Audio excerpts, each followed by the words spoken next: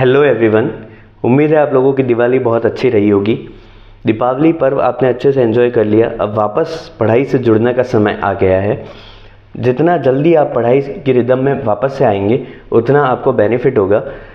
मैं अपेक्षा करता हूं कि आप लोगों ने वापस से पढ़ाई बहुत अच्छे रिदम के साथ स्टार्ट कर दी होगी। हम लेखन शैली अभ्यास की लगातार बात कर रहे थे। लेखन शैली अभ्यास के अगले सेशन में हम साइंस एंड टेक के कुछ प्रश्नों की बात करते हैं। देखिए, ये साइंस एंड टेक के प्रश्न बहुत सामान्य प्रकृति के प्रश्न होते हैं, जो आप अगर अच्छे से उस सिलेबस को पढ़ के उन टॉपिक्स के थोड़ी सी डेप्थ में चले जाएंगे तो प्रश्न आपके लिए आसान बन जाएंगे। आप उनको आसानी से हल कर पाएंगे। देखिए, वन बाय वन हम क्वेश्चंस को लेते हैं। क्रिप्टो करेंसी, प्रश्न क्या है? 50 शब्द और 5 अंकों का प्रश्न है। पूछा क्या है? Crypto currency. अब क्रिप्टो करेंसी लिख के छोड़ दिया, मतलब आपको इसके अंदर मल्टीपल एस्पेक्ट्स कवर करने पड़ेंगे। देखिए, इन प्रश्नों को करवाने के पीछे एक बहुत बड़ा उद्देश्य ये भी है कि हर सिलेबस के पॉइंट पर आपको कुछ ना कुछ जानकारी जरूर से मिल जाए, ताकि जब आप प्रश्न के उत्तर लिखने बैठें तो आपके आंसर राइटिंग भी डे बाय डे सुधरे। उसके साथ साथ आपको मेंस में लिखने के लिए वहाँ जब उन प्रश्नों से जब आप भिड़ेंगे तो उनसे भिड़ने के लिए आपको ठीक ठाक कंटेंट भी आपका डेवलप हो जाए। ठीक है, क्योंकि कई चीज़ें हैं जो हमारे पढ़ने से अछूती रह जाती हैं, वो इस माध्यम से कवर होने की संभावनाएं बढ़ती हैं। आइए देखते हैं। वर्चुअल करेंसी के रूप में विख्यात, जिसे डिजिटल मनी के रूप में भी जाना जाता है। तो ये कैसी करेंसी है? Virtual currency. ये आपको दिखती नहीं है, ये एक सॉफ्ट करेंसी के रूप में, एक वर्चुअल करेंसी के रूप में होती है, जो डिजिटल मनी के रूप में भी जानी जाती है। और ये उपभोक्ता को क्या सुविधा प्रदान करती है? ऑनलाइन खरीद बिक्री की सुविधा प्रदान करती है। क्रिप्टो करेंसी एक ऐसी करेंसी की फॉर्म है जो आपको ऑनलाइन खरीद बिक्री की सुविधा प्रदान करती है। ठीक, तकनीक की अगर बात करें तो ब्लॉकचेन तकनीक पर आधारित है। किस पर आधारित है? ब्लॉकचेन तकनीक पर आधारित है। ये ब्लॉकचेन तकनीक भी आपको 20 शब्द और 50 शब्द में पता होना चाहिए, क्योंकि आपके सिलेबस में इस टेक्नोलॉजी के बारे में लिखा हुआ है, ये शब्द लिखा हुआ है। तो ब्लॉकचेन तकनीक पर आधारित है, जो अत्यधिक नियंत्रण एवं सुरक्षा प्रदान करती है। और peer to peer electronic system पर आधारित है। किस पर आधारित है? Peer to peer electronic system पर आधारित है और अच्छा नियंत्रण और सुरक्षा प्रदान करती है ये तकनीक। और उसके साथ साथ क्या होता है कि ये जो क्रिप्टो करेंसी है उसका एक्सचेंज जो है वो किसके माध्यम से होता है? ब्लॉकचेन टेक्नोलॉजी के माध्यम से होता है। आगे देखिए, लाभ क्या हो सकते हैं इसके कुछ लाभ भी होंगे, कुछ हानियां भी होगी, और भारत में इसके भविष्य की संभावना पर हम बात करेंगे। तो लाभ की अगर बात करें तो हम कहते हैं कि भाई, राशि हस्तांतरण का सुरक्षित माध्यम है। क्यों? क्योंकि इसके अंदर जो टेक्नोलॉजी प्रयोग में ली जा रही है वो सेफेस्ट टेक्नोलॉजी है, ब्लॉकचेन टेक्नोलॉजी। तो राशि हस्तांतरण का एक सुरक्षित माध्यम है। और राशि हस्तांतरण शुल्क जो है वो इसके अंदर क्या होता है? बहुत कम होता है। तेजी से राशि बढ़ने की संभावना भी यहाँ आपको देखने मिलती है। यहाँ राशि तेजी से बढ़ने के चांसेस भी आपके बने रहते हैं, सेम गिरने के भी चांसेस बने रहते हैं। तो वो दोनों चीज़ें इसके अंदर होती हैं। ठीक है, तो वो चीज़ हम हानि में कवर कर लेंगे, और लाभ में हम ये लिख ही सकते हैं कि राशि तेजी से बढ़ सकती है। हानि की बात करते हैं तो हम कहते हैं बड़ी हानि की संभावना यहाँ पर है। आपको जैसे कि बीच में एक क्रिप्टो करेंसी थी शिबा इनू, तो शिबा इनू की जो रेट है वो 0.000 ऐसे रुपीस में कुछ थी। तो लोगों ने इसको अंधाधुंध खरीद लिया।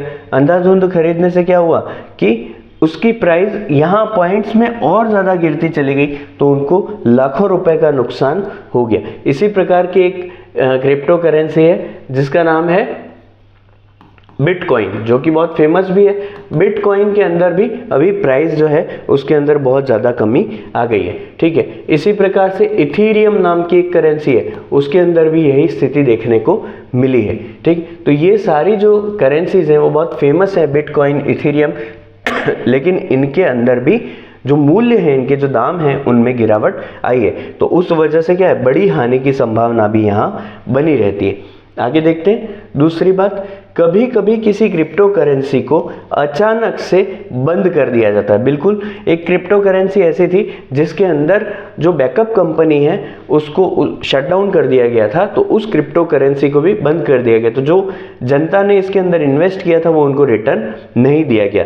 और चूंकि वहां से ये क्योंकि लीगल नहीं है, तो इस संदर्भ में भारत के अंदर इस पर कार्रवाई करना भी इम्पॉसिबल है। आगे बढ़ते हैं। नियंत्रण व नियमन कठिन है, इसका कंट्रोल जो है वो कठिन है। ठीक है, नियंत्रण, कंट्रोल, रूल्स एंड रेगुलेशंस इसके लिए कोई ठोस तरीके से बने नहीं हुए, तो इनका नियंत्रण और नियमन कठिन है। और अब तक वैधानिक नहीं किया गया, ये भी क्या है, इसकी हानि है। क्योंकि अगर आप उस क्रिप्टो करेंसी के अंदर इन्वेस्टमेंट के अंदर चले जाते हैं और वहाँ आपका कोई मेजर लॉस हो जाता है, तो कोई ऐसी बॉडी का यहाँ पर निर्माण नहीं किया गया जो उसको मॉनिटर करे या जो वैधानिक रूप से उसको नियंत्रित करे। ठीक है, तो ये सारी क्या है, हानियाँ।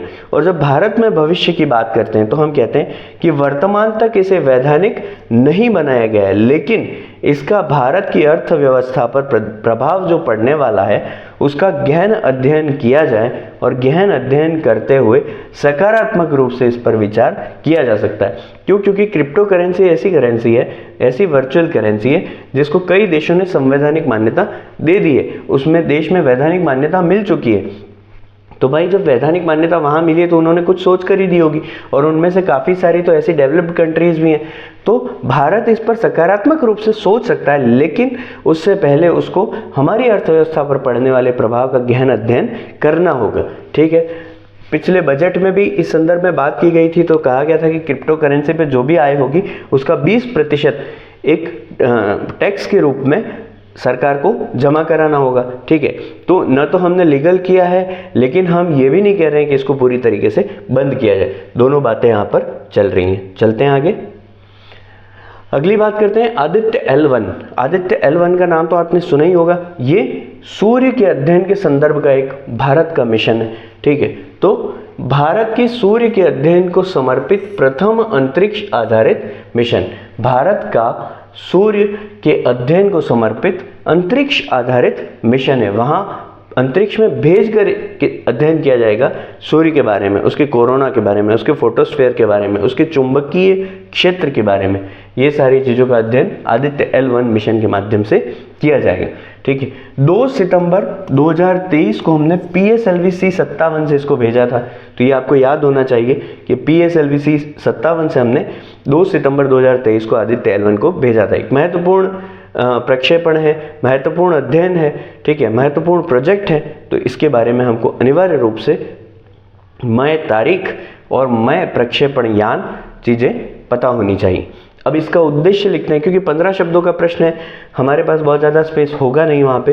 तो उद्देश्य में हम लिखेंगे भाई कोरोना, क्रोमोस्फीयर, फोटोस्फीयर, सोलर तूफान, वहाँ के सूर्य के आसपास के वातावरण इत्यादि का अध्ययन करना, सूर्य के चुंबकीय क्षेत्र, कोरोना का जो चुंबकीय क्षेत्र है उसका स्टडी करना, वो सारा काम किसका रहेगा, आदित्य L1 मिशन का। और इस अंतरिक्ष में भेजे जाने वाले आप जो आपका कहते हैं कि मिशन है, उसको आप कहाँ जाके छोड़ेंगे, उसको कहाँ लगाया जाएगा। तो उसको कहाँ लगाया जाएगा, इसे सूर्य पृथ्वी के लाग्रेंज बिंदु 1 के चारों ओर की कक्षा में रखा जाएगा। सूर्य पृथ्वी के लाग्रेंज बिंदु 1 के चारों ओर की कक्षा में रखा जाएगा। तो ये उत्तर किसका होगा, आदित्य L1 का। चलें दोस्तों आगे बढ़ते हैं। आर्टेमिस मिशन, बात करते हैं आर्टेमिस मिशन तथा इसके चरणों का उल्लेख कीजिए। तो आर्टेमिस मिशन ये बहुत इंपॉर्टेंट है, आजकल हाईलाइटेड है, तो हमको इसकी जानकारी होनी चाहिए, पूछे जाने की संभावना बनती है। चलिए, तो आर्टेमिस मिशन क्या है, ये कौन चला रहा है, नासा। कौन है, नासा, यूएस की जो अंतरिक्ष एजेंसी नासा, उसके नेतृत्व में संधारित मिशन जो अगली पीढ़ी का चंद्रमा अन्वेषण मिशन है, चंद्रमा के संदर्भ में खोज करने वाला मिशन है, वो कौन चला रहा है, नासा। और नेक्स्ट जनरेशन मिशन है, इसको क्या कहा जाता है, चंद्रमा अन्वेषण मिशन भी कहा जाता है। इसका नवीनतम सदस्य कौन बना है, भारत, जो इसका कौन से नंबर का सदस्य है, 27वें नंबर का सदस्य। 2023 में ही हमने इसको ज्वाइन किया है, और इसके कुल अब तक कितने सदस्य हैं, 27 सदस्य हैं। आर्टेमिस नाम जो है वो कहाँ से आया, तो ये ग्रीक देवता अपोलो की सिस्टर का नाम था, उसके नाम पर क्या नाम रखा गया है? आर्टेमिस। ग्रीक देवता अपोलो की बहन के नाम पर यह नाम आर्टेमिस रखा गया है। अगर इसके उद्देश्यों की बात करें तो कहते हैं कि प्राथमिक रूप से मानव को चंद्रमा पर भेजना है। हमको क्या करना है? हमने आदमी को चंद्रमा पर भेजा नहीं है, तो हमको प्राथमिक रूप से मानव को चंद्रमा पर भेजना है और धीरे धीरे धीरे इस कॉन्सेप्ट को और मजबूत करते हुए हम वहां पर एक परमानेंट कैंप, एक परमानेंट बेस बनाना चाहते हैं जिसके माध्यम से वहां रहकर लगातार चंद्रमा के संदर्भ में अध्ययन किया जा सके। क्लैरिटी है? चलिए, अब इसके चरणों की बात की है, चरणों का भी तो उल्लेख करना है हमें। उत्तर लिखने के दौरान ये भूल नहीं जाना है कि हमको क्या क्या बातें इसके अंदर करनी। ठीक है, तो चरण का जब उल्लेख करेंगे तो हम लिखते हैं आर्टेमिस 1। इसके अंदर हम लिखते हैं 2022 में ये पूर्ण हो गया था और प्रथम मानव रहित मिशन था। फिर बात करते हैं आर्टेमिस 2 की। आर्टेमिस 2 जो है वो 2024 में आयोजित किया जाएगा और ये फ्लाई बाय मिशन होगा। फ्लाई बाय मिशन का मतलब वो मून की सरफेस पर लैंड नहीं करेगा, मून की कक्षा में जाएगा, उसकी कक्षा में रह के उसको स्टडी करेगा और फिर वहां से निकल जाएगा, कक्षा से बाहर आ जाएगा। आर्टेमिस 3 ये 2025 में होगा। इसमें अंततः मानव को चंद्रमा की सतह पर भेजा जाएगा। मानव जो है, मनुष्य को चंद्रमा की सतह पर भेजा जाएगा और वहां भेजकर फिर चंद्रमा का अध्ययन, चंद्रमा के संदर्भ में अन्वेषण किया जाएगा। क्लैरिटी है? 2029 तक जाते जाते हम ये चाहते हैं कि हम चंद्रमा पर एक ल्यूनर गेटवे बना दें। ल्यूनर गेटवे का तात्पर्य क्या होगा? वहाँ एक परमानेंट बेस बनाने की बात हम कर रहे हैं। परमानेंट कैंप, स्थायी कैंप वहाँ पर रहेगा जिसके अंदर लोग रहेंगे और वो स्टडी करेंगे चंद्रमा के संदर्भ में। यहाँ तक क्लैरिटी है? चलिए आगे बढ़ते हैं। नाभिकीय विखंडन एवं नाभिकीय संलयन में अंतर लिखिए। देखिए, ऐसे प्रश्न साइंस टेक के अंदर बहुत ज़्यादा पूछे जाने की संभावना रहती है। पिछले जो आरएस का मेंस हुआ था 2021 वाला, उसके अंदर भी इस प्रकार के प्रश्न पूछे गए थे।